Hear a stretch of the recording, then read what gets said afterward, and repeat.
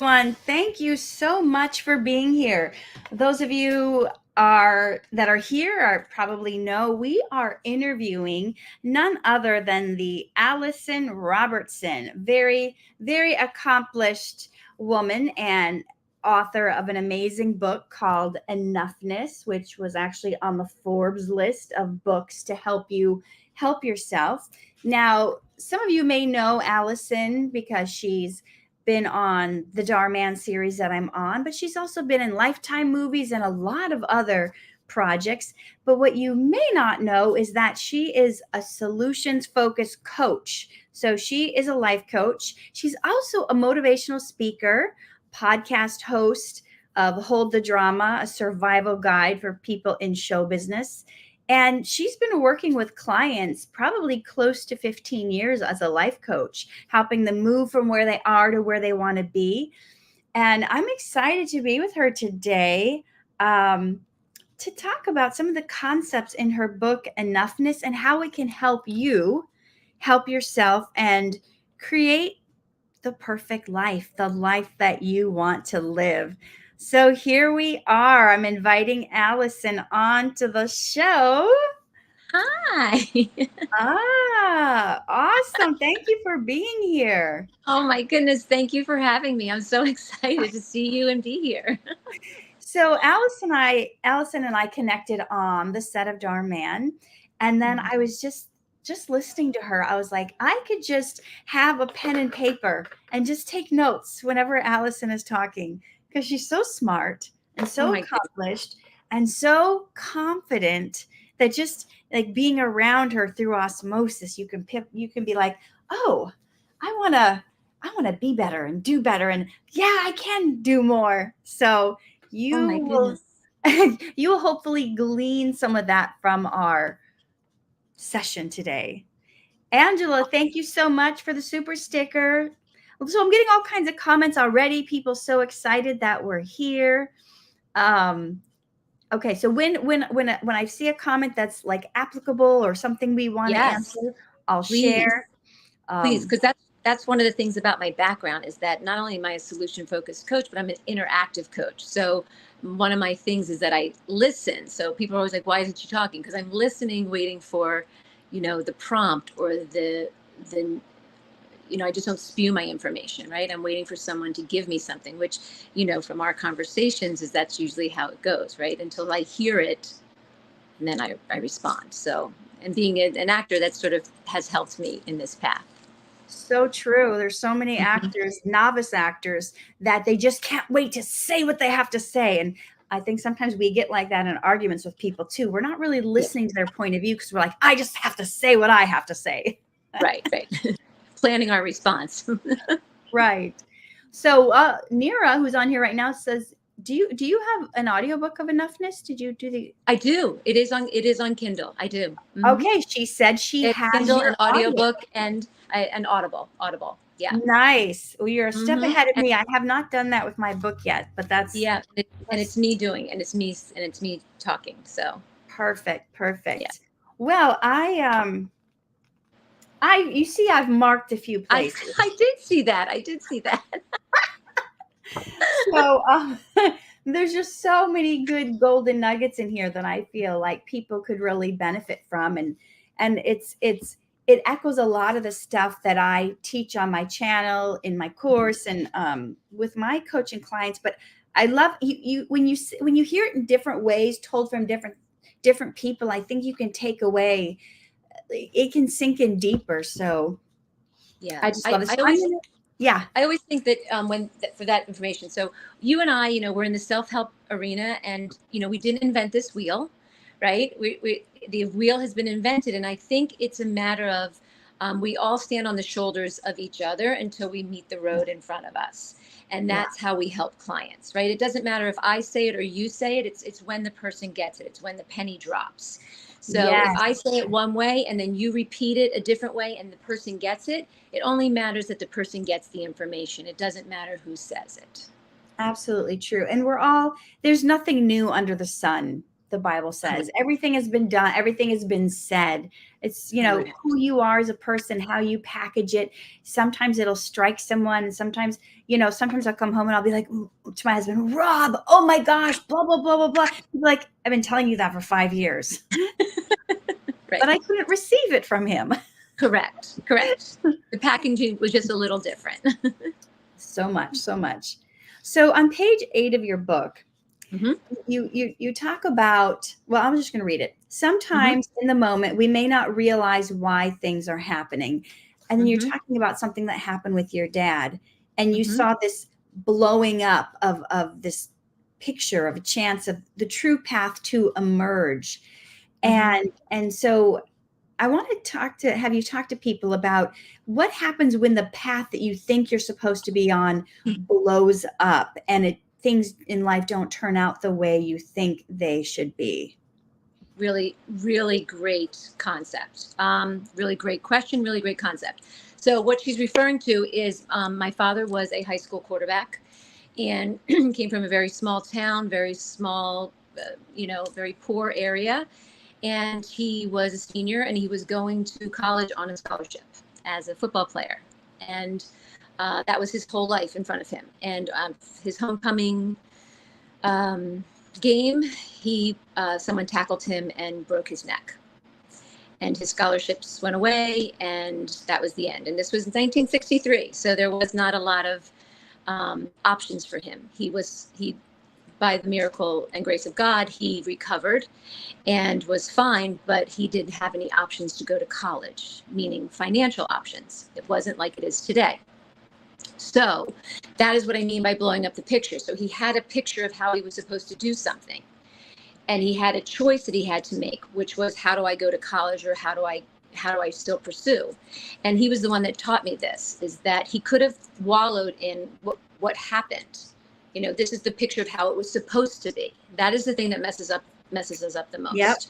And instead he let go of that at a very young age and went in the direction of, what is it supposed to be?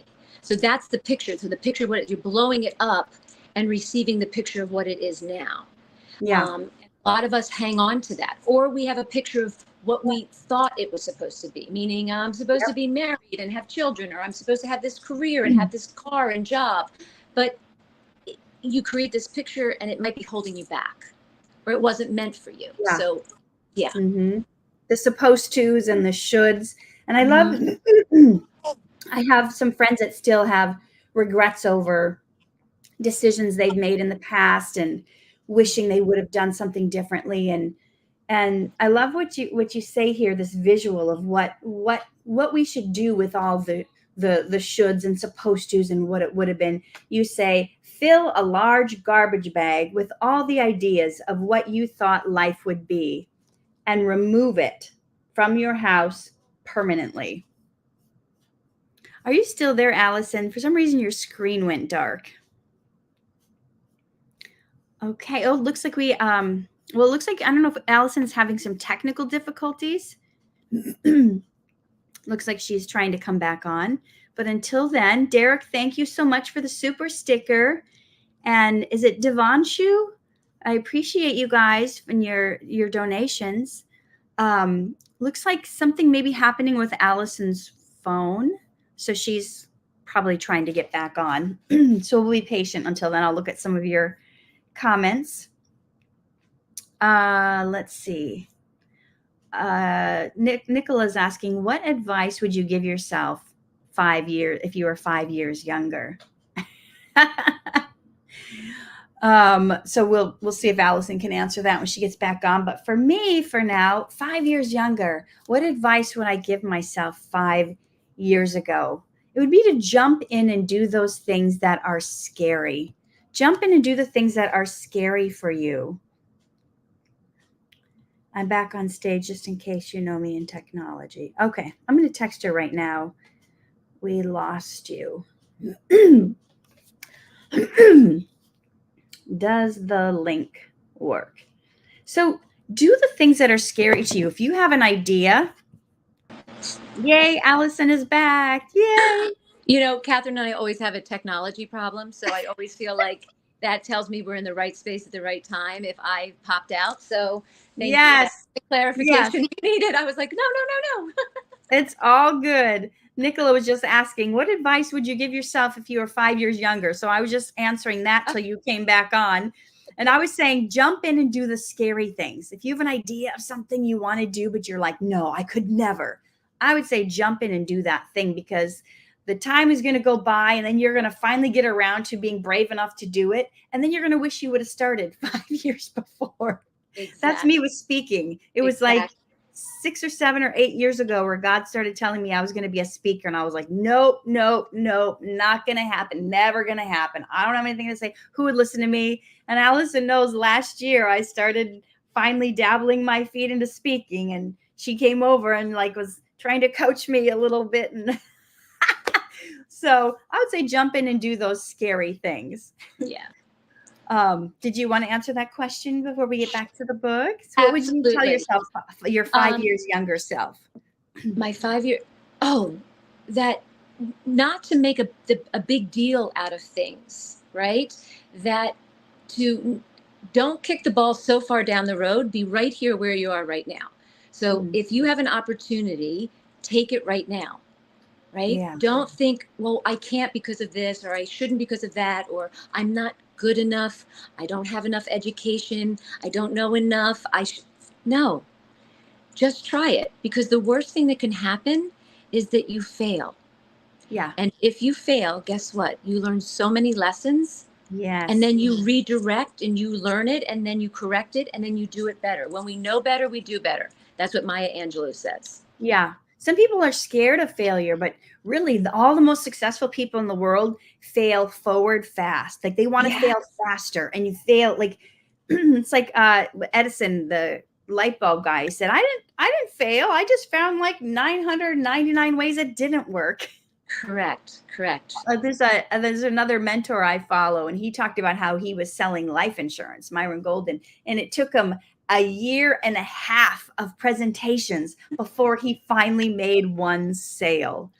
And he likes to say, everything you're doing works. It's either working or it's working on you. Right. So, exactly. So, and if you're not out there, you don't know that, right? If you're just waiting for the sign or the moment, right? Then it's. Mm-hmm.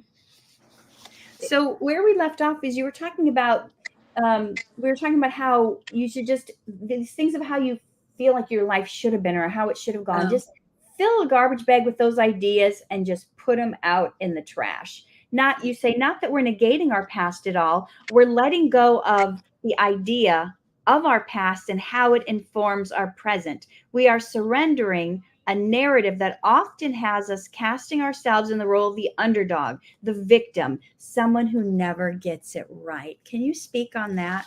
Yeah. It's speaking to your humanness, right? It's speaking to that we're here on the planet as a human being in a world where we get to experience it, as opposed to being perfect and needing to do it right. And that's something that's not always easy, and it's not something that I can say that I find easy for myself to not struggle with, right? Not wanting to do it correctly, wanting to do it perfect, wanting to do it just so.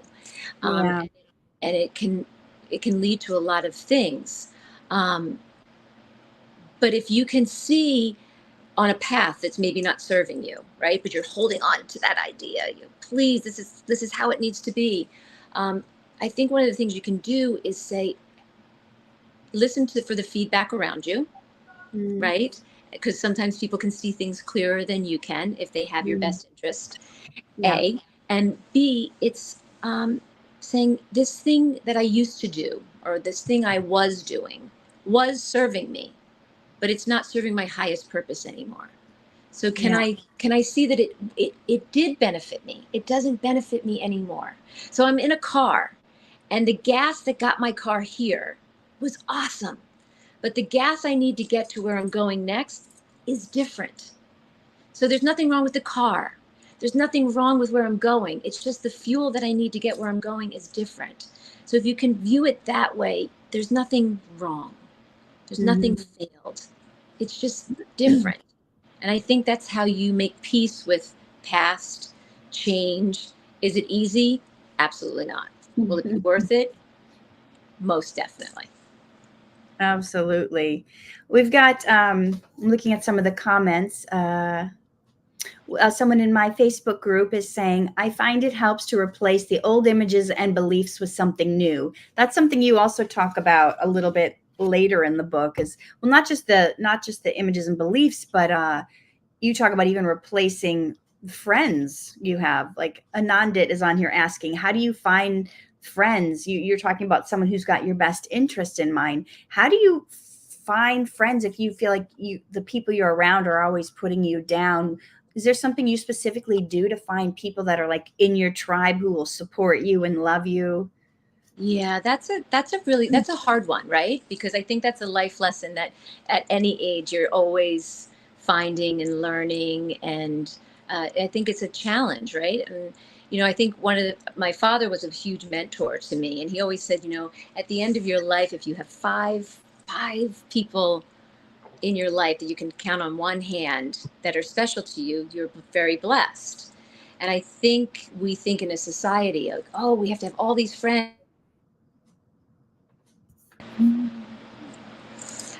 You're here. Okay, back. Sorry. Okay. I feel like people are calling me because they know we're on here. I'm like, no, do not call me.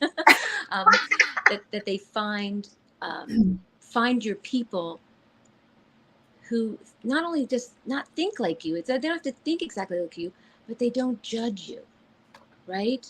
That they can hear your point of view and hear where your life is going, and still support you, and maybe say like, well, I don't agree with where you're going, but I'm going to support how you're doing that. Yeah. So I think you and I have even spoken about this because we have kids and what we do. It's a tricky road. Do you agree with that, Katherine? Yeah, it's almost like you can't just go find them. Like I have friends who are single, dating. You can't just go find the perfect man or the perfect friend. It's almost like when you're following your calling and you're on the path that you're supposed to be on, where God wants you, and you're taking the steps, He's going to place these divine appointments in your life. He's going to place the people as you go. So it's not this desperate grabbing, this trying to, I got to find the right people. It's almost like if you just trust that you're doing the right thing and you're on the right path and you're taking the steps you're supposed to take, the right people will show up at the right time. It's like that old quote, when the student is ready, the teacher will. Can you hear me, Katherine? Can you hear me? Yeah. I have no audio. I can't hear you. Oh, you can't hear me? Oh, my. What is happening? Okay. Fine. Okay. Is it working now? You still can't hear me? Okay, I'm popping out. Oh my goodness, this is so okay. crazy. Well, she'll sign back in. So right now, while she's signing back out and signing back in, these are the funny little things, these technical moments. So we just pray right now in Jesus' name, Father, that you get the technology working, that she's able to get back on, and that there's no issues with sound, no issues with picture quality.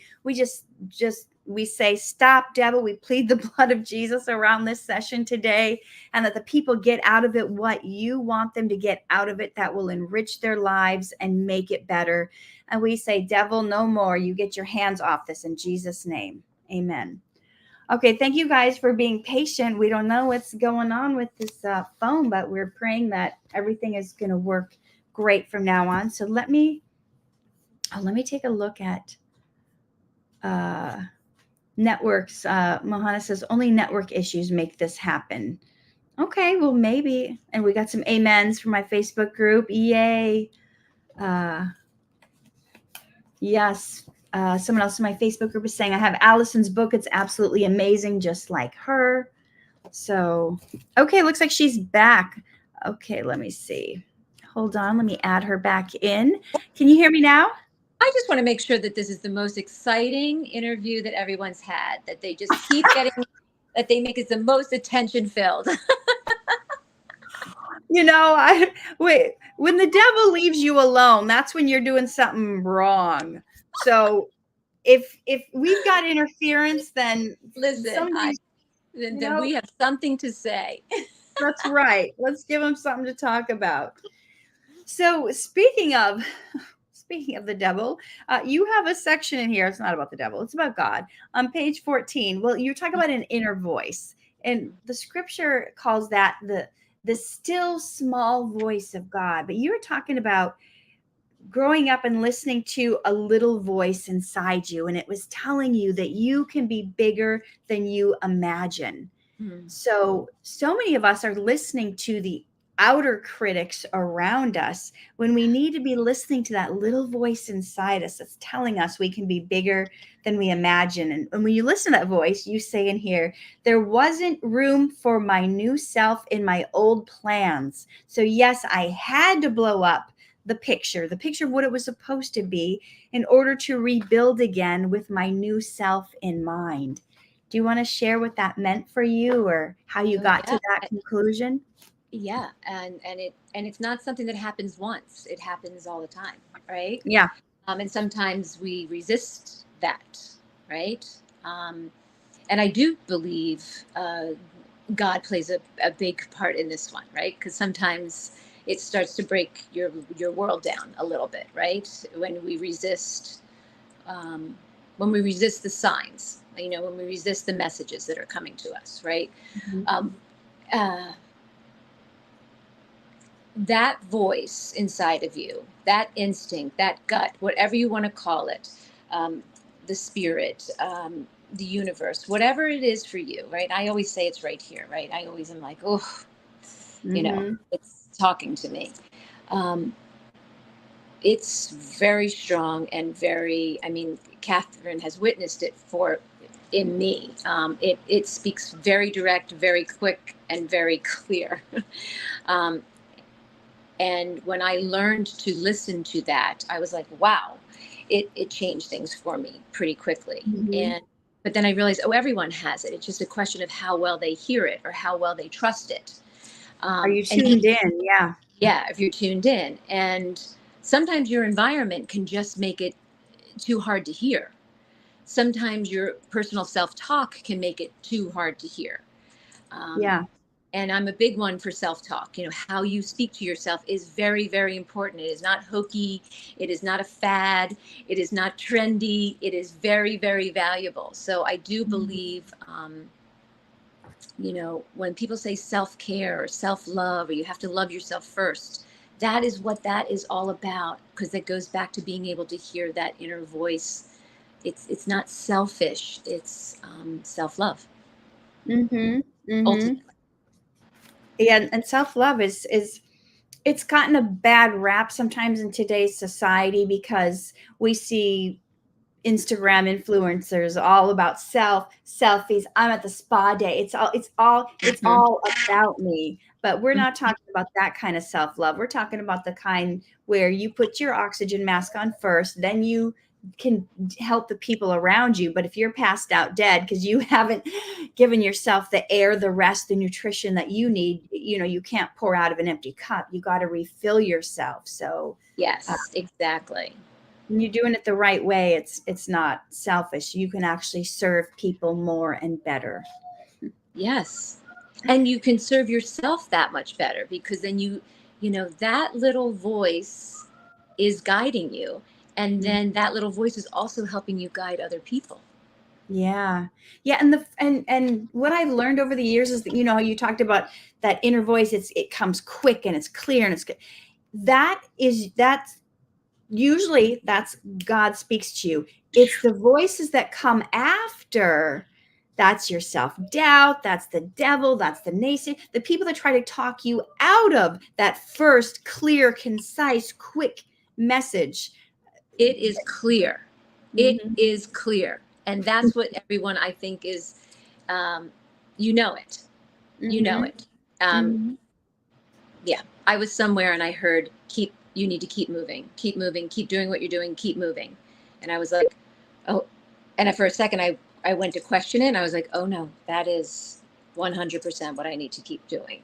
Mm-hmm. right? Because I felt myself go to argue with, and I can't, for me, and maybe it's different for everybody else, but for me, it's like directly in the center of my Mm-hmm. being.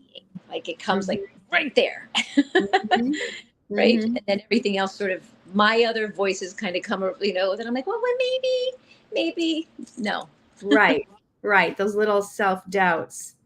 So, later on page 15, you talk about you're trying to figure out where we went wrong, and it often keeps us in a pattern of wrongness. It keeps you stuck between two extremes, that we are powerless victims or we're complete screw ups whose lives ran amok. I have news for you. Neither one of those mindsets helps you move forward. Speaking of that voice, move forward, keep moving forward. How would you say that people, if they do feel like they did something wrong, and maybe they did, how Mhm. do you move past that to see that new future, to get rid of the old self? Like scripture talks about, you can't pour new wine into old wineskins. The wineskins are brittle and they'll break. Well, if you've got this new direction that you're going in life, but you're in this old wineskin that's saying you're a screw up, you messed up, how can they move forward with that vision, that small voice that's telling you you're bigger, you're more than this, if they still have this old wineskin, this old mindset? Yeah. How would you say they can replace that? You know, this is another one that's you hear all the time, and it might sound like, "Ugh, yeah, okay." It's really um, forgiveness of self Mm-hmm. and responsibility, taking responsibility. Mm-hmm. So, um, again, when we know better, we do better. Mm-hmm. So you have to. So if you made a mistake 5 years ago, Mm-hmm. you know, you can't take where you are today, the person you are today, the brains you have today, the experience you have today, or even if it's 10 years ago, and take this person who you are and put it on that person 10 years ago. You're not the same person. You have Mm-hmm. to go back and know where you were 5 years ago, 10 years ago, and think, okay, I didn't have all the experiences I have today. I wasn't that smart. Or if you were a child or a teenager and you made a mistake. So Yeah. that's where that self forgiveness and grace comes in. Or if Mm-hmm. you really were a screw up, okay, can you take responsibility for it and see the error Mm-hmm. and move forward? So it's sort of like, oh, you have to almost own it to Mm-hmm. move forward. But that's where you have to leave it. Like that is a chapter. Can you see, and what did you learn from it? Yeah. Um, and what is the payoff if you're not forgiving yourself? Yeah. That's where that victimhood comes in. Like, is there a payoff to it that you Yeah. get to stay in this cycle of nothing ever works out for me? Yeah. I think it also can tie back to the shoulds. I should have done that. I should have done that. I just watched the movie She Said. That was like the Weinstein movie. And I can think of different times as an actress. I've been in auditions and people have approached me inappropriately. I'm auditioning, directors come up and they just start kissing me, and I'm like, what is happening? And just the and then you, the whole drive home, you're beating yourself up like, I should have known. Like when I came to the audition, I didn't see anybody else, and I didn't realize we were going to be alone. But then you're playing all Yes. these scenarios, like I should have known better. I should have, and yeah. It's the the shoulda, coulda, wouldas. Yeah, it doesn't serve you, and it keeps you stuck, and that's, you can't move forward. So listen to the inner voice and have that grace and that compassion that she's talking about. Just like you would be compassionate with somebody else, we have to learn to forgive ourselves and be compassionate with ourselves. You have to learn to be the friend that you are to others. You have to learn to be that friend to yourself. Amen. For sure. So in page 48, you talk about comparing yourself, and that's a big one I talk about in my You Are Worthy content as well. You say when you compare, you always lose. That was a sage once said. And you say when we compare, we always put ourselves at the bottom. Even if we do have a richer inner life, and we know for a fact that Susie or whoever we're comparing ourselves to is miserable, Don't get me wrong. I don't want Susie to be miserable. I just want you to stop comparing yourself to her or anyone else. We each have individual sets of gifts to offer the world and an individualized curriculum to make that happen. We have different parents, backgrounds, stumbling blocks, and lessons to learn. Comparing ourselves diminishes those differences and it diminishes us. Is that something you had to like fight to get through in your life? Yeah, I did because, being coming into the creative arts and auditioning and, there's only one person for the job, it was very hard not to compare or Yeah. not to say, why not me? Mhm. Um, I also was an only child, so I don't know Mhm. how to share or or not win. Yeah. So it was a struggle for me to figure that out. Um, Even today, I have two daughters, and I don't understand when they fight. So it or when they compare themselves, even. Um, Mhm. so I do think there's enough for everybody, right? And I do Yeah. think everybody's story is unique, individual, and valuable, Yeah. and should be told. And you're right. We always seem to compare the worst thing in us to the best thing in someone else. Yes. Do not compare the end of your story with the beginning of, the one chapter in your book. Mhm. Do not compare it to my entire story. It's Yeah. very different. It's Yeah. very, very different. And Yeah. don't ever assume that you know what someone's journey's been. On the other hand, That's so so true. yes, We you sometimes we see people that have reached this pinnacle and we just assume they've had it easy and smooth sailing and we're judgmental and we're like, oh, well, if I had this, then of course I would be. So sometimes that yeah, it can bring out that yucky side of us and we don't know what tragedies befell them along the way and the horrible stuff they had to deal with to get to where they are, and it's just it's never helpful. no, it's not.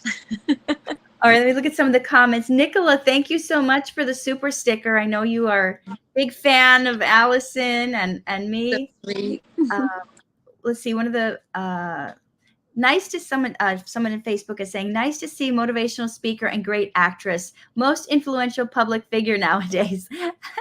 Well, thank you for being here. um, Mohana says, I can understand your pain and struggle, but being a single child to parents, that can be quite struggling. I know because I'm an only child for my parents. Yeah. And this will get some people struggling in school. Hey, Jarrell. Oh, did we lose Allison? Oh, there she is. Wait, 1 second, you were gone. Can you still hear us? Can you still hear us? Oh, now I can't hear you. I have no. Oh, Allison, this is just as she's just saying. This is going to be the most fun interview. Just keeping you on your toes.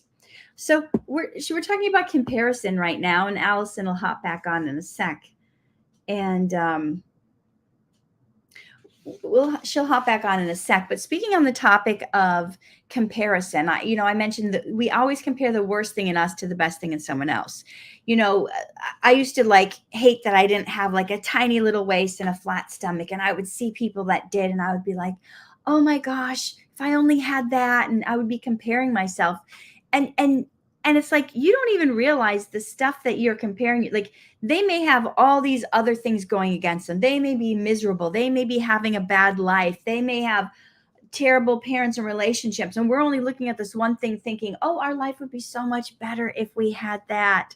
And you don't even know the terrible stuff that they have going on. All right, Allison is back. And I can hear her. Double Oh my gosh, bonus. double Double bonus. bonus. I saw it happen. So, and how has your self-talk been when you've been getting off of the technical issues? You know, I mean, it's pretty interesting and pretty good. I'm mic'd. I'm not mic'd. Yeah, I just got to the part in page 50 where you said, pay attention to the messages you tell yourself. Pay attention to the words I can't that sneak up when you have a new idea or an idea that you had forever. I'm thinking, what is the self-talk of technology? I'm telling you, I'm hearing that. I will be very cautious of how I say that from now on. And I thought it the whole time setting up for our interview. I thought, oh my gosh, we had trouble the last time. And then look at that. I pulled that right. So that's something very important for what you're saying. We can speak things into existence. Yep. That's not just positive things. We can speak negative things into existence. So, Always. Yeah. the brain is the most powerful computer we have. It's the most powerful tool we have. It Yeah. listens better than Google. So if you tell it whatever you speak, the brain goes and finds. And Yeah. it doesn't know the difference between negative or positive. Yeah. And some researchers have said that up to 70% of the thoughts we think are negative.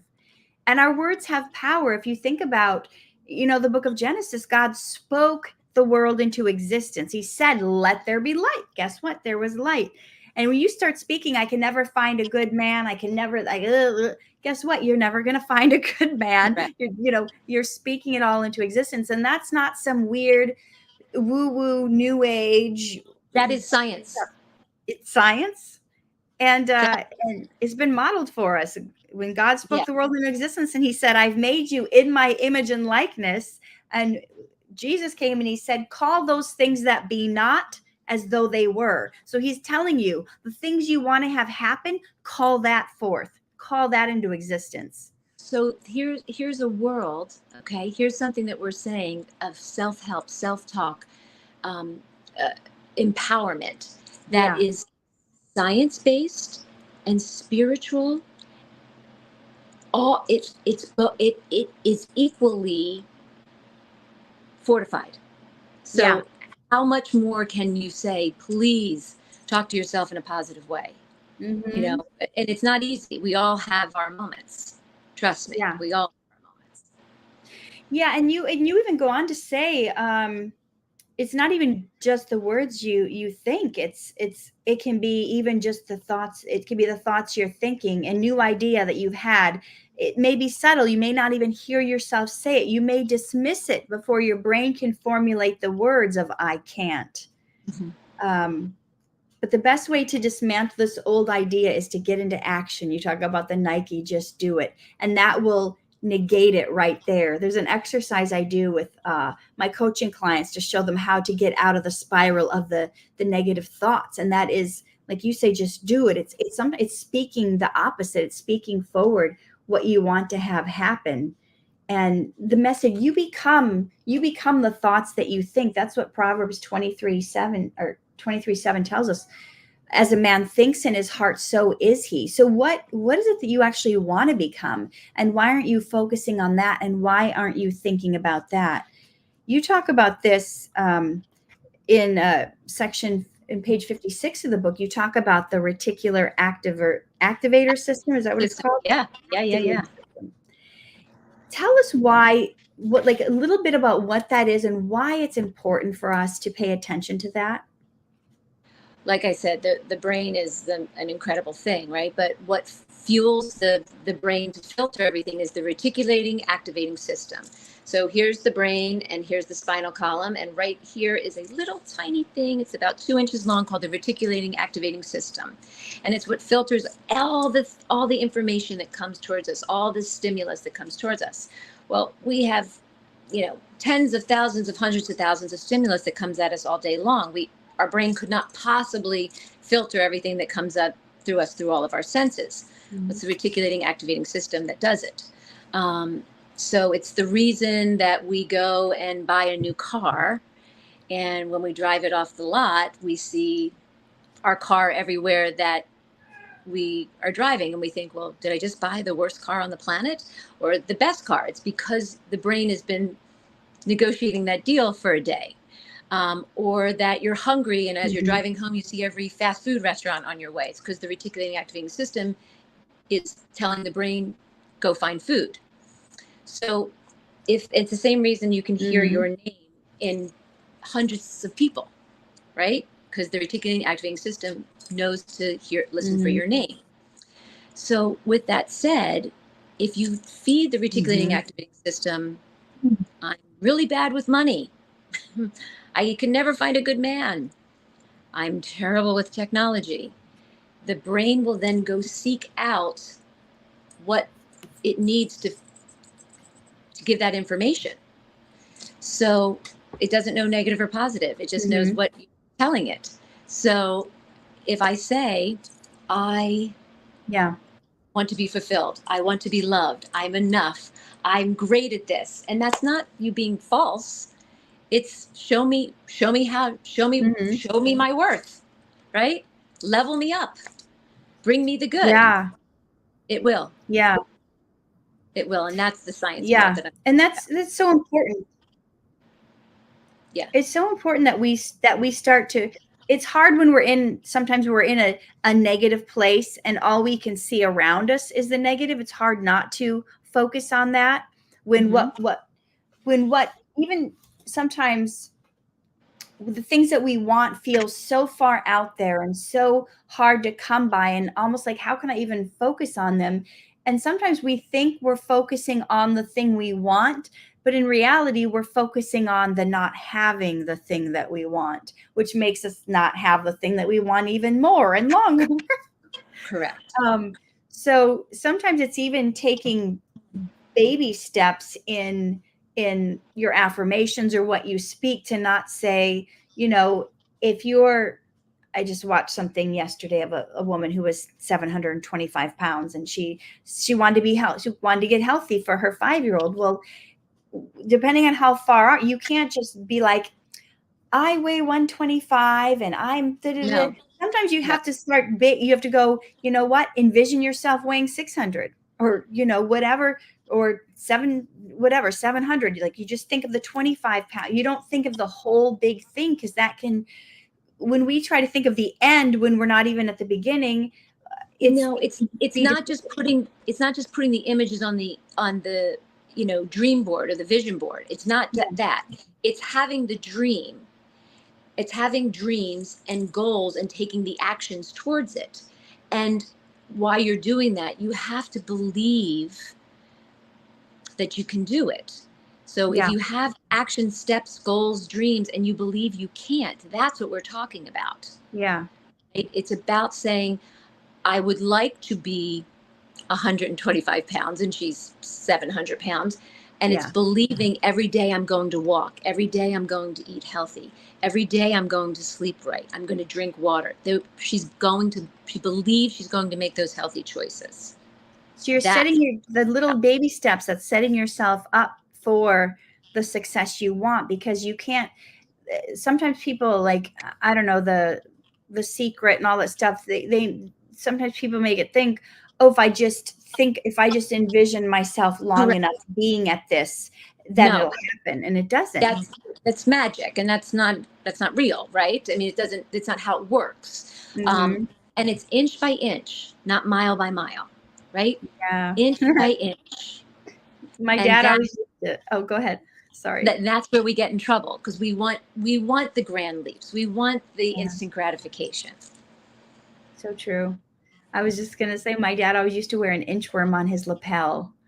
And he always used to say, inch by inch, it's a cinch, but yard by yard, it's hard. Yep. So. The truth. It is the truth. Frustrating, but true. Oh my gosh. So I want to get into, on page 63 of your book, you're talking about rewiring your thought patterns, and that's kind of where we are right now. In order to change your life, you have to change the thought patterns. And so many times people go, well, this is where I want to be, and this is what I have to do to get there.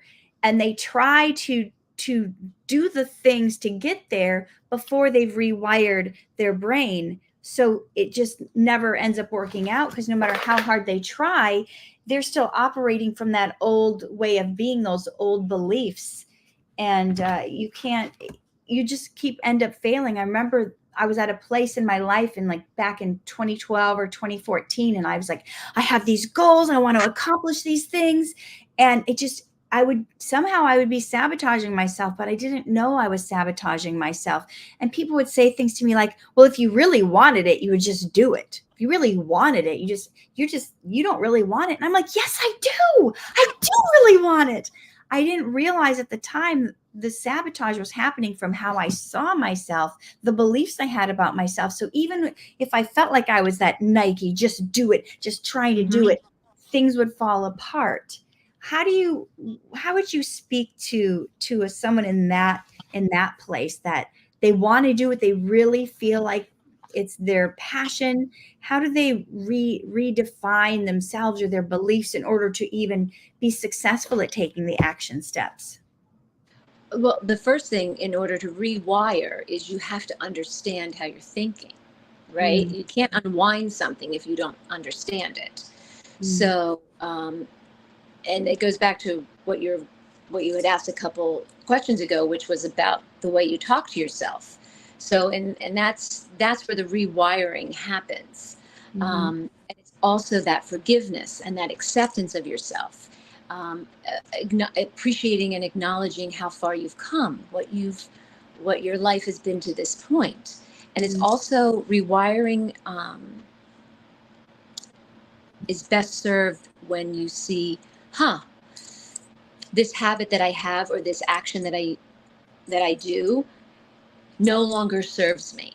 mm-hmm, I used to do this because it made me feel safe, it made me feel good, it helped me get through this time, but it no longer serves me, so I'm going to put it back in my toolbox and I'm not going to use it anymore. It's being so self-aware, but you have to get so quiet, or you have to have the help of a coach or a third party, to kind of see that, so that you can realize, what tools am I putting away, and not see it as something that's bad or not good for you. It's like, thank you, this tool was great for me.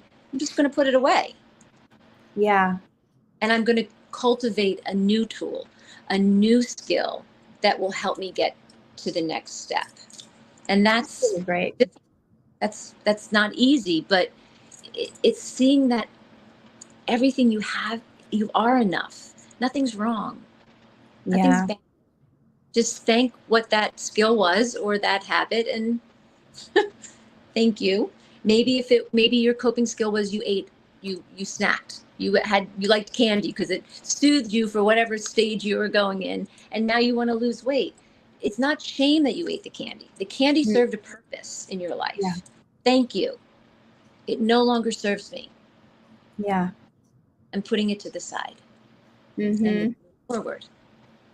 That's good. And I like how you're talking about it with such compassion. And I think making, you know, sometimes we want to shame ourselves for how we coped. We want to shame ourselves because we used to have that glass of wine every night, just to down, and now we're beating ourselves up about that. And it's like you said, it was a tool you used at the time. And once you learn and you grow and you evolve into who you're becoming, you have different sets of tools. You have different ways that you I guess we keep bringing up that Maya Angelou quote: when you know better, you do better. And I Mhm. always think, and I try to remind myself of this a lot, if I knew, like, we always make the best decisions we know how to make at the time.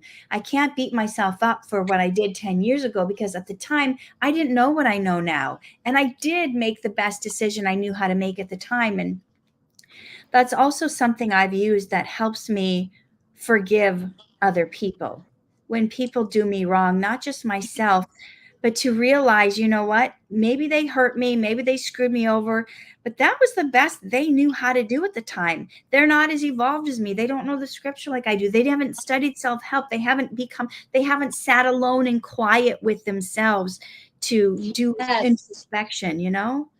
And that's the thing, and I'm going to bring this up because I know some of our audience is younger, right? Yeah. Um, that's the same way with family, right? They are sometimes doing the best that they can, Yeah. and they're serving you as the best that they can. Yeah. Um, and we have to have the grace and compassion to say, it's not the way I would do it, but it's the best that they can. It's and have that grace and compassion and not take it with us. We don't need to carry it forward with us. We can leave stuff where we discover it. Hear that, where we discover it. So where we acknowledge it, you can leave it there, right? Yeah. You talk about on page 65, don't take your then self and put it on your now self. And I think that's a really great way to summarize what we've been talking about. The person we were then, you know, is not who we are now, and we can't try to morph the two. No, or vice versa. You can't beat yourself if you have, you know, if you're self-actualized now and you have a lot of compassion now, or you have an accomplishment now, you can't look back and be angry at that younger self or that self that should have, you know, I should have done it sooner. I wish I had. No, you're here. It's all perfect divine timing. Yeah. You know, everything happens for us, not to us. And that is, you have to believe that. Yeah. It's and happening. It's really hard when you've experienced a tragedy to keep that in mind. Yes, it is. Close to you, whatever it is. But there was a evangelist, Cheryl Salem, and I remember her words very poignantly. She had lost her 5-year-old daughter to cancer. And I just remember her saying once, similar to what you said, but she says it doesn't happen to you. It happens for you to be able to show others the way out. You know, God's given us whatever journey we're going through, and we're supposed to use everything that we've been through as a kind of a testimony, like, let me show you how to get yourself out of that pit, because I was once in that pit. And it's all about community. It's all about drawing us close. It's that unity and pulling ourselves together. If we never experienced anything in life, we wouldn't have compassion for others. We would just, you know, finger shake like, well, how come you're not doing better? Because we've never been through anything. So drawing us close to others, helping them lift them out of their mess is it's pretty humbling to when you can then turn your pain into your purpose. Yes, absolutely. So on page 67 of your book, I wanted to talk about this because it's really, you really kind of encompass what you can do when you've experienced regret or you're having a hard time forgiving yourself. And you say on page 67, you may not be able to see every inciting incident from your past with full clarity, but that's okay. This is the line I really liked. The act of forgiving ourselves is more important than time travel. If you can't find the source of a feeling you've been carrying around your whole life, I give you permission to let it go anyway. And I was working with, this reminded me of something that happened in my life. I was working with some deliverance ministry people, and they were praying over me to help me get rid of, like, I was carrying around shame over something, like a memory of something that happened to me during my childhood. But, you know, sometimes your childhood memories are fuzzy and you don't remember all the details. But I was feeling bad and shame over something that I'm so far removed from it. I think it happened. And I remember praying one day, God, this thing, and what is it? Will you reveal to me, talking about you don't have to have full clarity. Will you reveal to me like what was done to me as a child so I can like sort through it? And God just told me, like, you don't need to know. Like, you don't even need to know what happened. You can just let it go. You can just forgive it. And then I had people praying over me to let go of a thing, whether it happened or whether it didn't happen, whether it was my imagination or whether it was something awful done to me, that you can just let it go without that full clarity of even knowing what happened. And you're talking about the inciting incident. You may be replaying a fight that got you divorced, and you're trying to replay what was the thing that started it. Was it him? Was it something I said? And it's like, it doesn't matter, right? Is it going to, you know, so many people need to know the why, and the why of a situation. Like, why did this happen, or what? yeah. And I think sometimes it's not a why question. Absolutely. Most of the time, it's right? not a why question. That's a bad question to ask. Right. And I think, you know, sometimes when you hear something, you have to think, is this a why question? Does this why question benefit me? Because I think the why that you should be focusing on is your own. meaning, why am I here? Why do I get up in the morning and why do my feet hit the ground? Not why did I screw this up? Or why am I in this fight? Or why, whose fault is it? Right? That's a why question. Yeah. So I do. That's why I said, it's okay to leave something right here on your journey. Mm-hmm. Right? I'm gonna leave that here. I also, when I speak from stage, I sometimes will ask someone to give me their issue, Mm-hmm. their fear, their insecurity, their whatever, and I have them write on a note and I put it in my purse. And I'll say to them, your fear, your whatever is in my purse, and I'm going to keep it for a year. And if you want it back, just give me a call and book a session, and I'll give it back to you. So, so don't forget that you can ask someone else to take that from you, and they can hold it. Yeah. We talk about that a lot in the faith community. We talk about casting your care on the Lord. We talk about leaving it at the foot of the cross, leaving it at just leave it and don't keep going back to peek on it, to check on it. Like, is God doing it? What's he taking so long? Do I need to take that back and work on it myself? No.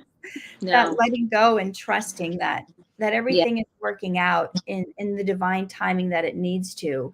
And we're so busy sometimes, especially those of us who are high performers, high achievers, we're so busy swimming upstream, trying to make stuff happen, that we don't realize that God just wants us to get on the inner tube and just float. And float once in a while, just relax. Let everything is working out. Act when he says to act, and then rest when he says to rest. We don't have to be on all the time. And, or he will make you rest. So that's what I've learned. Or he will make you rest. So true. On page 83 of your book, you talk about basically letting go of past dreams. And I think sometimes people carry some shame with that. If something didn't work out, or they feel like they should have been more accomplished. And you talk about like reinvention. Like, I've talked about this on my YouTube channel. When is it okay to let go of a dream? When is it okay that you've moved on? And I love that you reframe it in a way of picking up these new things in order to create multiple streams of income. It's not that you don't need to say, oh, this acting career didn't work out, or becoming a painter or a guitar or whatever didn't work out. You're picking up other things, different streams of income. It's just not that you can't pick that up at a later date. It's not, Alison, when you're speaking on stages all over the world, doesn't mean you've abandoned the acting career. You just push pause on that for a minute and you're doing this thing. I think we sometimes have a quick judgment of ourselves that if it's not straight up success all the way in an area, that somehow we failed, not realizing there's multiple things we can be doing along the way that feeds into the other dreams.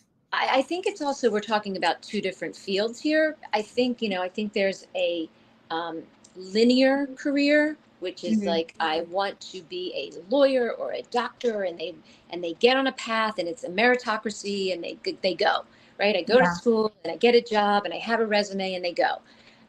And that's one track. And then there's this other track, which is the creative brain.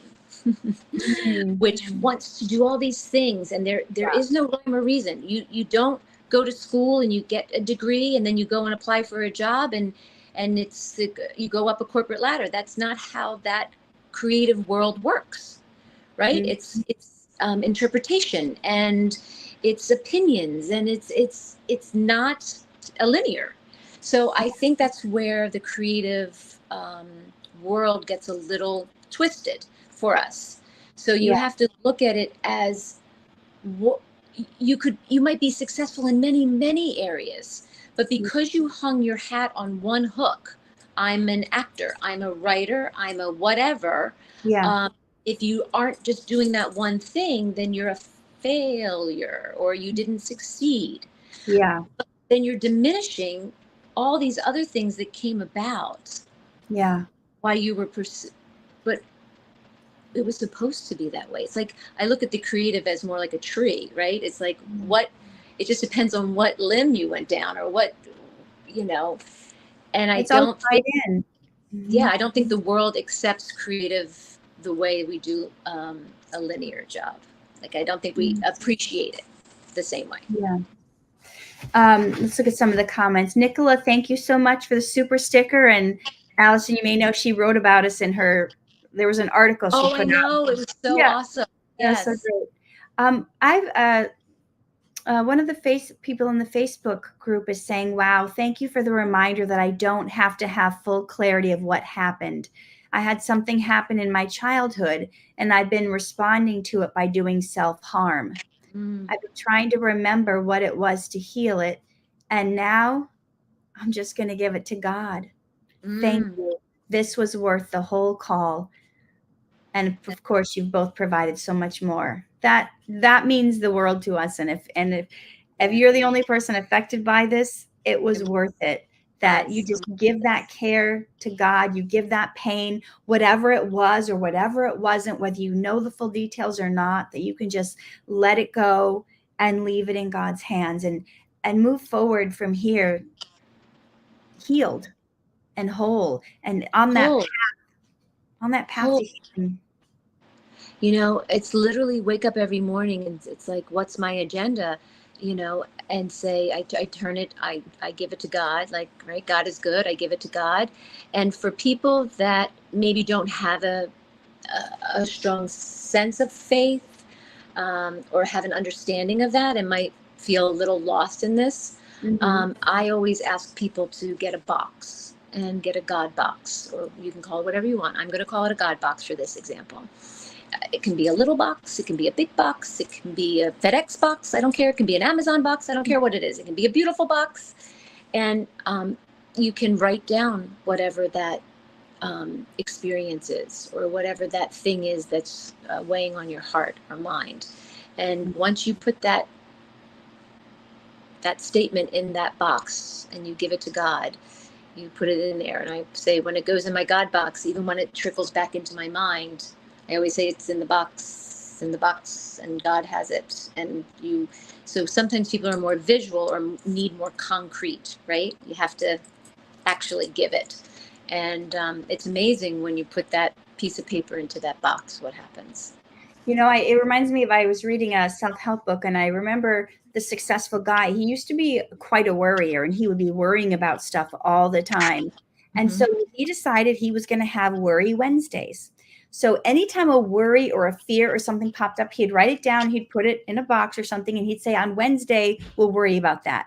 And it gave him like such peace of mind that he was like, we will worry about that on Wednesday.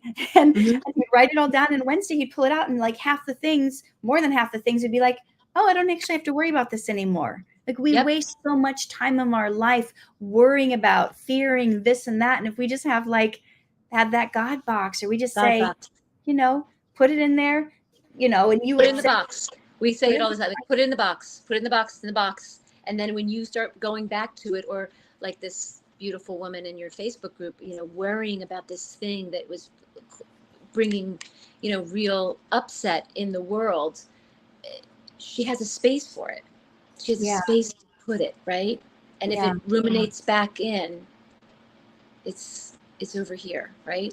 Outside of yourself. It's not going anywhere. It's outside of yourself, right? That's what I like.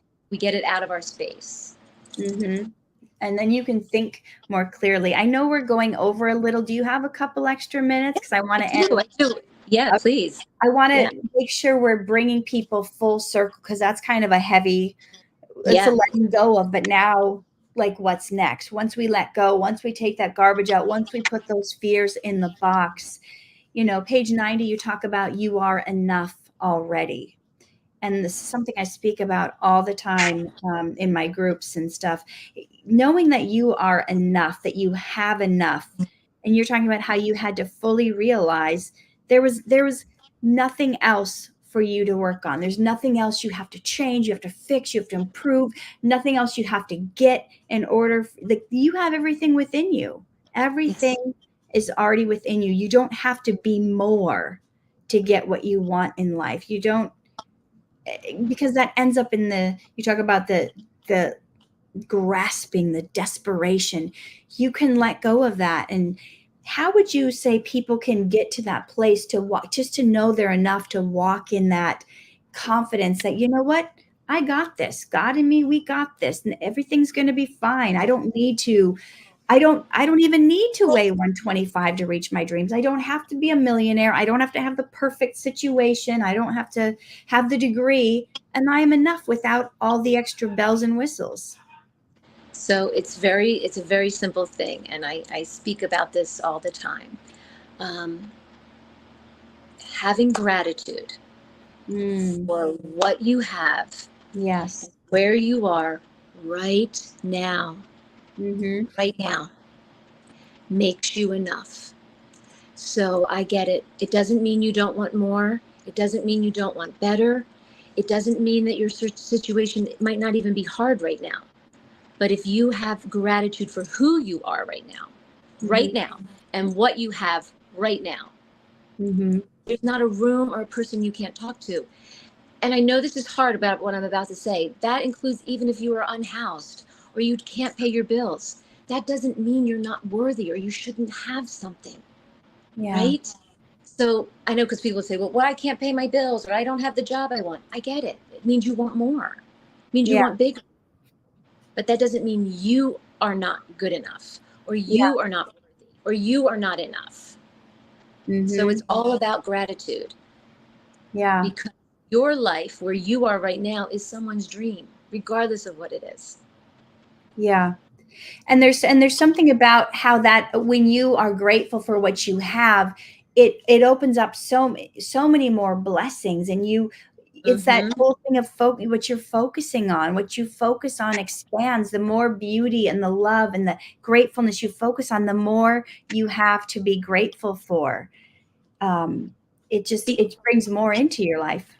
Because there's a difference between gratitude, having gratitude for what I have and who I am and where I am right now, and then switching it over to, but I would like to have this bigger life, or I would like to have more education, or I would like to have these things for my family, or I would like, that's a want. Those are desires. Those are dreams and goals. Yeah. It has nothing to do with my gratitude. It has nothing to do with my gratitude or who I am.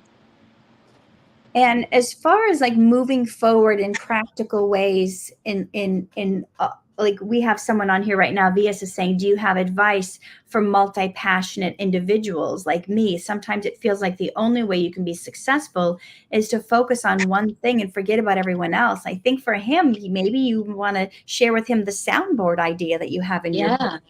Yeah. So I do believe, like, when you are multi-passionate, you do have to figure out, what do I focus on?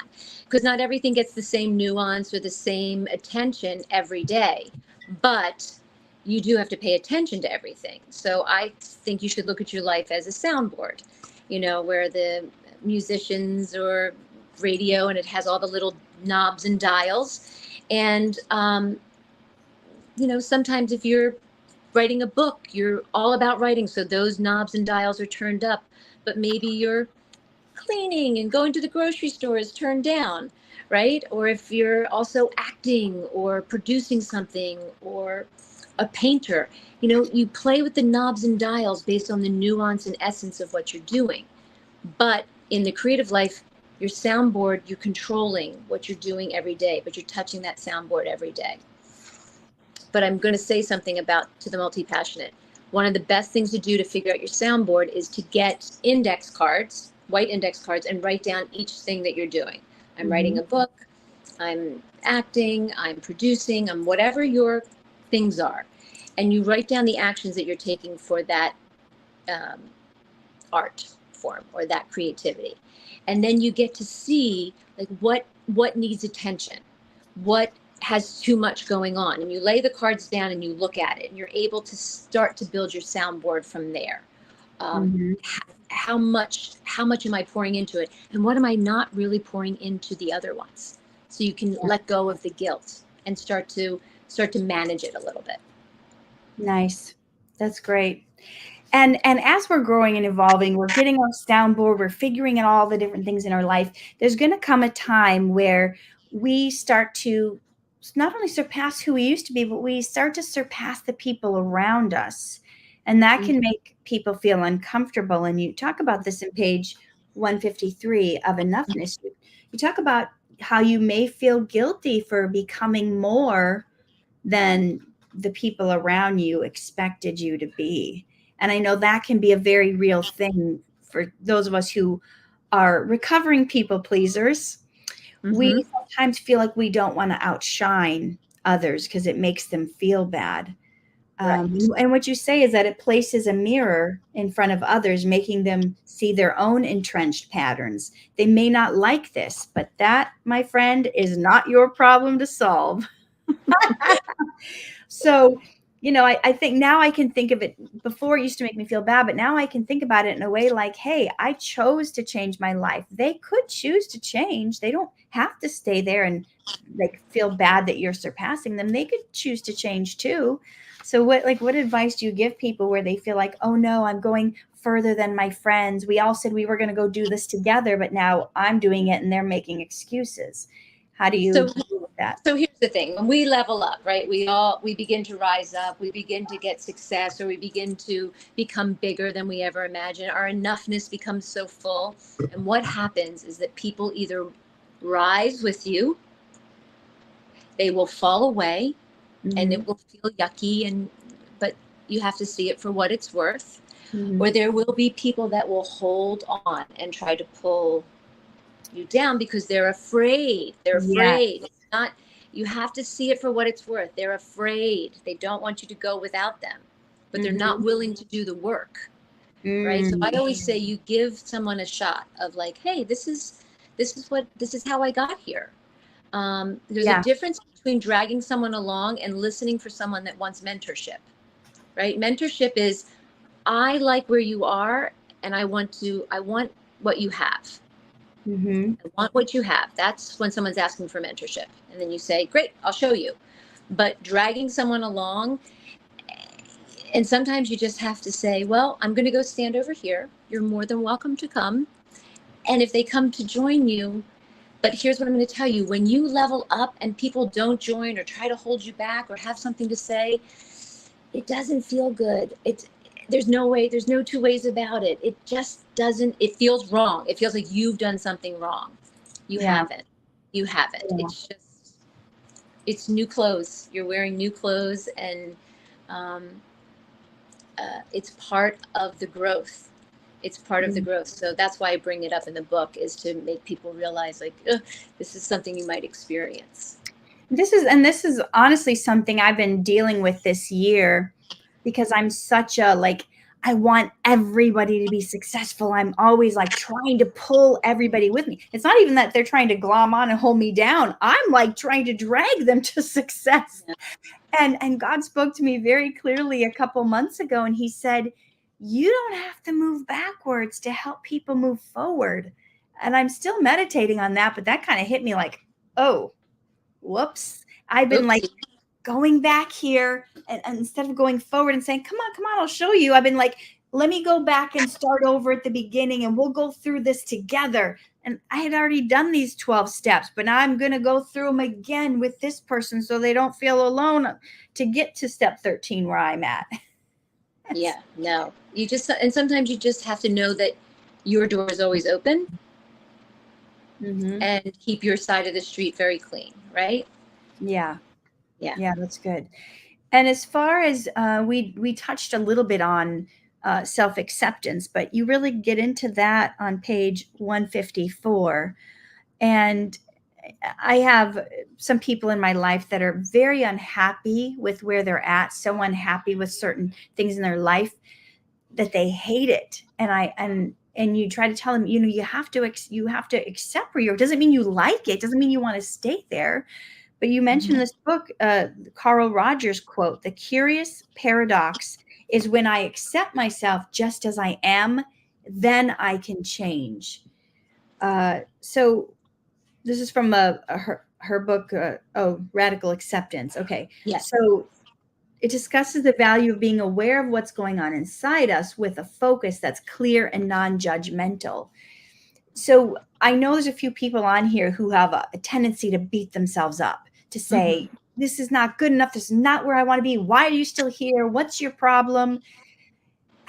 What are some tools or tips or advice you can give on how can I accept where I'm at, accept myself, accept what I'm going through, and still make, because some people think if I accept it, that means I'm going to settle and I'll be stuck. How can you? That's a really good distinction, right? Accepting isn't settling, right? Accepting is saying, this is where I am. And I think if you accept and acknowledge and then put dates to things. So, a dream is just a dream. But then when you put a date to it, now it becomes a goal. Okay? So you make the acceptance of who you are. And if you want to make a change or you want to achieve something with that acceptance, then let's put some dates to it. So in the next month, I'm going to be here. In the next 3 months, I'm going to be here. In the next 6 months, I'm going to be here. Now, that's what that acceptance allows you to do. It's the first domino that you're going to knock down to make this beautiful pattern for your life. So now people will get scared and say, oh, but what happens if I don't make the first goal? What happens if I don't make the second goal? What if? Okay, I'm ready for you. When you get to the month, I'm going to ask you to look back and make sure, was your life perfect? Did everything go according to plan? Was it right on schedule? Probably not. So I will allow you to adjust the date or move it a week or two. I'm asking you to have grace and compassion with yourself because you already accepted what was going on and we're changing your life. This is not casual. Yeah. So that's what acceptance does. Radical acceptance does. If you can accept, then we're off to the races. So please accept where you are. Stop saying how bad it is. Start saying, yeah, this is okay. You know what? I'm bad with technology. Okay, I'm going to accept it. I'm going to learn. In the next month, this is what's going to happen. Right?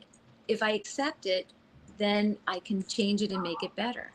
It doesn't have to haunt me. Yeah, that's good.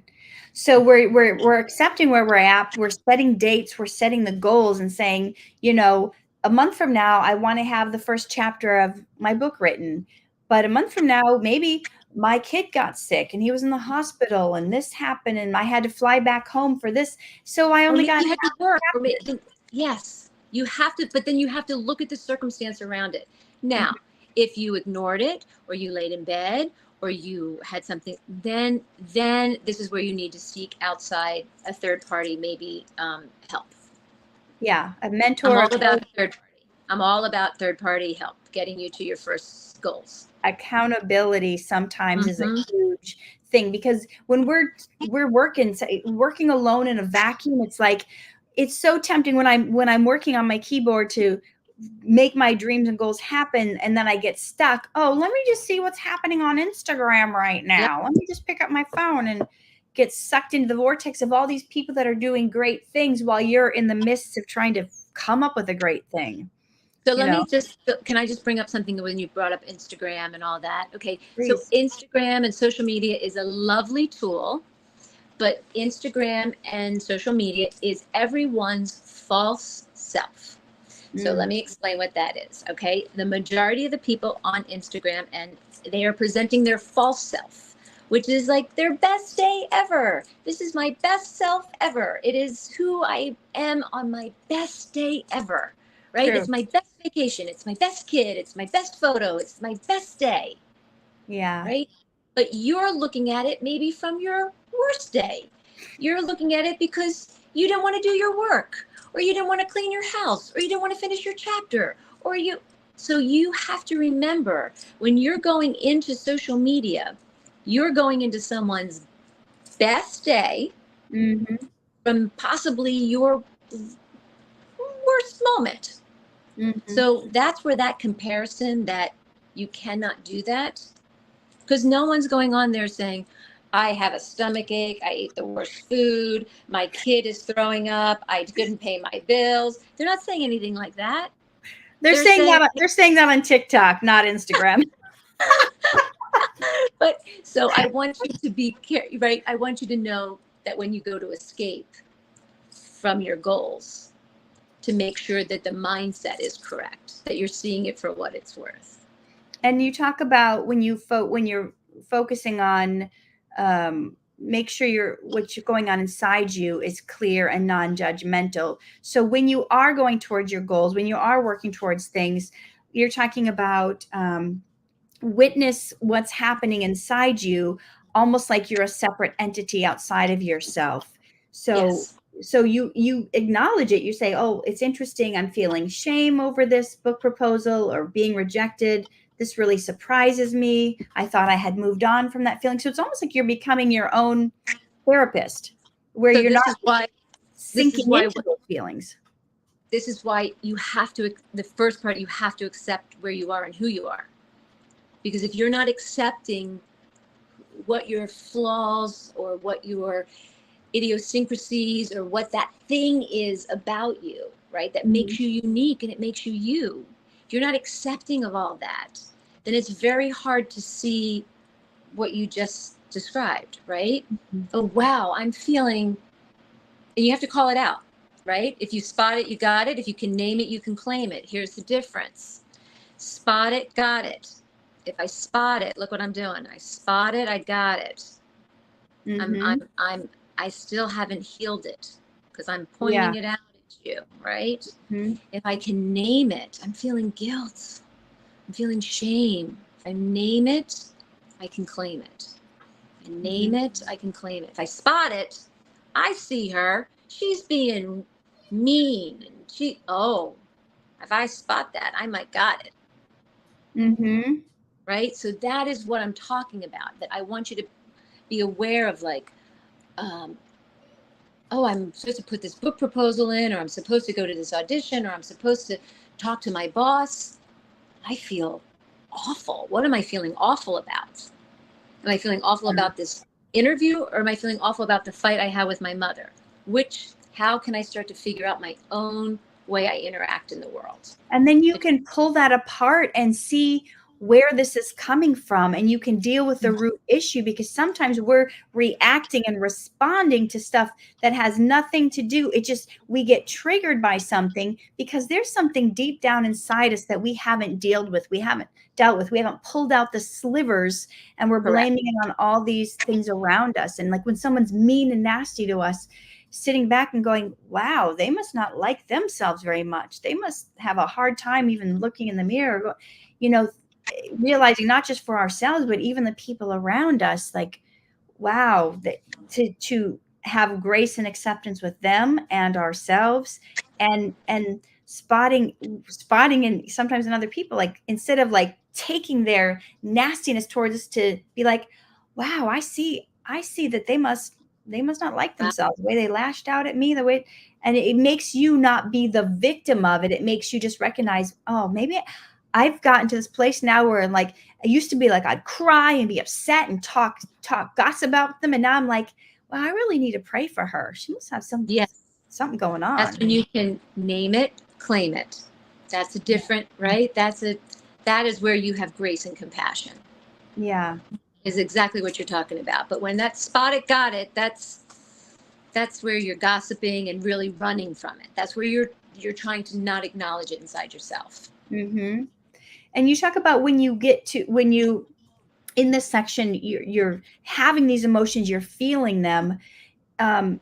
If you get stuck in what those feelings are, you talk about it being a secondary illness, a byproduct that can become more problematic than the original feeling. I've had situations with certain clients where they're spiraling in a certain emotion and they can't get out of the emotion, but it doesn't even have anything necessarily to do with the thing that happened. It's become its own, the feeling has become its own big monster that's sucking them down deeper than even if they had just dealt with the little thing that happened. A great example of that is called the this exercise. So let's say I leave this call with you and I think, oh, I think Katherine thought that went really badly. Oh no, I think Katherine's upset with me. Okay, I'm making this up. This is just a feeling I'm having. Yeah. So when I sit here and I say, oh my God, I think she thought our interview went terrible, and oh, I feel awful, and oh my gosh, I'm so embarrassed, and I should have done it better, and I have shame, and okay, I'm having a feeling that I sucked. Mm-hmm. I can do one of two things. I can say, this is just a feeling. Or I can call Katherine and say, did this go well? Or did I screw up? Or I'm really sorry about the technology thing. I can talk to her about my insecurities. Yeah. But if I don't, this is what happens. I have all this ick and I'm thinking, and I'm going to spend all day, and I'm going to pick my daughter up at the airport today. And then I'm going to not be present with her because I'm thinking about, did I mess up over here? And then we're going to go out to dinner with friends. And I'm going to be like, oh yeah, I'll have whatever, because I'm thinking, and all of a sudden it now affects so many more people because I thought I had a weird feeling about something. And instead of stopping it with this, I'm having a thought that, Mm-hmm. and stopping the brain from spinning it out of control, or Mm-hmm. speaking directly to the person that it involved. Mm-hmm. Look what it could affect. It could affect my whole day and 10 people. Yeah. When none of it is true. None Yeah. of it is true. Yeah, we make up scenarios in our mind, and we just assume that someone feels the same way. Because I've had people like send me apologies for things, and I'm like, what are you talking about? Yes, exactly. You did that? I didn't even know you did that to me. Like, rude, but thanks for apologizing. Like, Yeah. Yeah. And it's unnecessary. It's wasted emotion and time for us. yeah. It's wasted emotion and time. And when we recognize that, we move past it, and we don't, we have ways to deal with it now. Hopefully people have gotten a lot of tools today on how not to get stuck in those places, how to move forward, how to be non-judgmental with themselves, forgiving themselves, recognizing, having these tools of recognizing it, spot it, got it. Okay, I spot this behavior in me. I got it. I got to work on this. I got to do something with it.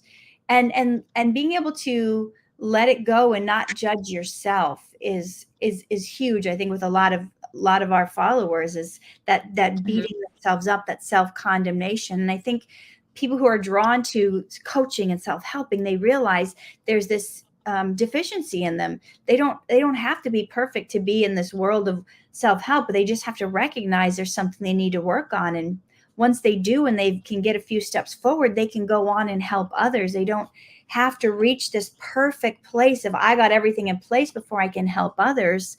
I can just be one or two steps ahead, and then I can reach back and say, let me show you how I got 2 steps in, Yeah. People want to see your journey. People want to see your journey. They don't want to see perfection. Yeah, it's almost like if you ask Brad Pitt or Angelina Jolie, how did you start your acting career? They're not even going to remember. They're like that was 30 years ago, 40 years ago, whatever it was. They can't help you think, oh, if I get them as a mentor. No, they can't help you. Now, the person who's just booked their 3rd student film, they can help you. They can help you, show you how to get started. And sometimes it's just reaching out to that person that's a step or 2 ahead. And it's somebody who has what you want. Yeah. In the next step, and asking them, how did you get there? Would you mind, just walking me through it? So, Alison, we've been talking about your book, Enoughness, and I wanted to ask you, is there anything that maybe I haven't touched on that you think is important, or any last message you want to share with people that will help them on their journey of knowing they're enough? It's something that I have, I always talk about this, and it's really that kindness matters.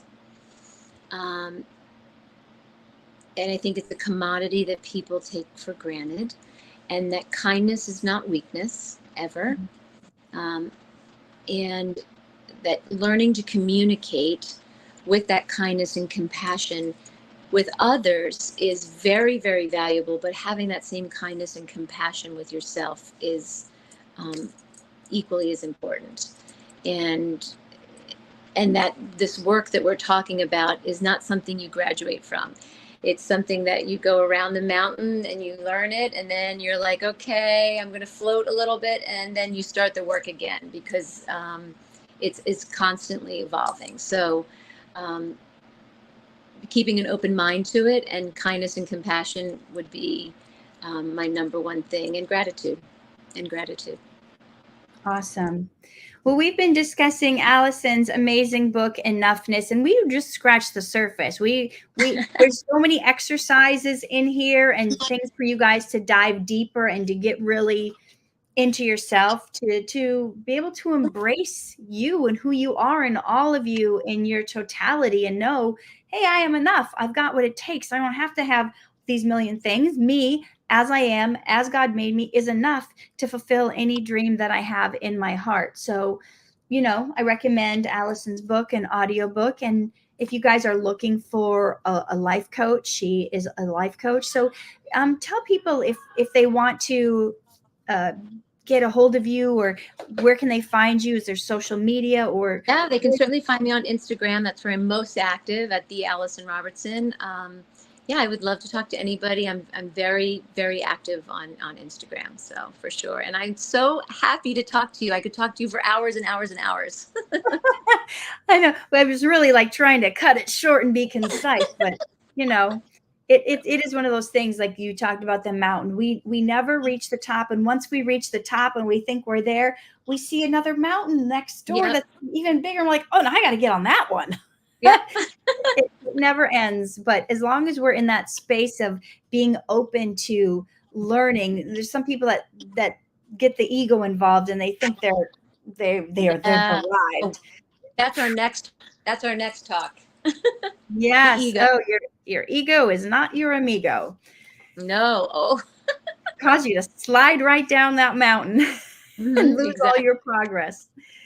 So thank you for being a wonderful guest. And thank you everyone who joined us, even with the technical issues. I know there were so many comments I didn't read and didn't get to.